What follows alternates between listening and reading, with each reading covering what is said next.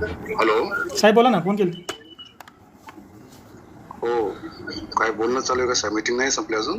ते मीटिंग चालू आहे साहेबांची आज. मी बोललो त्यांना, थांब म्हटलं मला. नाही नाही, त्याच्यात माझं नाव कशाला टाकताय तुम्ही कारण नसताना? तुमचं माझा नावाचं काही संबंध आहे त्याच्या?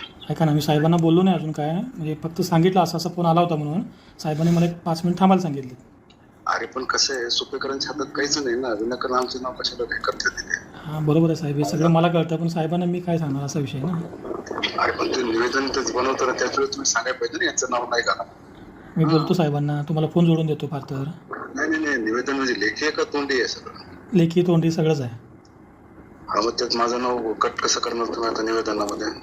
निवेदनमध्ये मी सांगतो साहेबांना, तुम्ही बोला साहेबांना माझं नाव काढा म्हणून, कट मारतील. तुम्ही ते निवेदन निवेदन कट दुसरं तयार करा ना, माझं नाव घेऊ नका. हा. साहेबांचा त्याचा विषय आहे ना ते. बरोबर आहे, पण मी त्यांना बोलतो साहेबांना. त्यांना म्हणा साहेब, आम्ही तर खूप अनेक प्रश्न नाही, तुम्ही फक्त कॅन्टीनचा विषय का रेस्टिंगचा पण विषय घ्यायचा? काय काय काय विषय घ्यायचा? काय आता त्यांनी निवेदन काय केलं मी वाचलं नाही आहे, ते आतच आहे निवेदन. फक्त मला दाखवलं त्याने ओझरतं सगळं, त्यात तुमचं नाव दिसलं मला.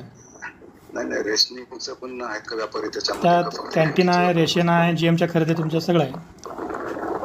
ते एक काम करा त्याच्यामध्ये, मग ते त्याच्यामध्ये बोर्डे साहेबांनी साहेबांचा विषय त्यात तुम्ही करा. माझं नाव पण नका, माझं पण नसतं त्याच्यात.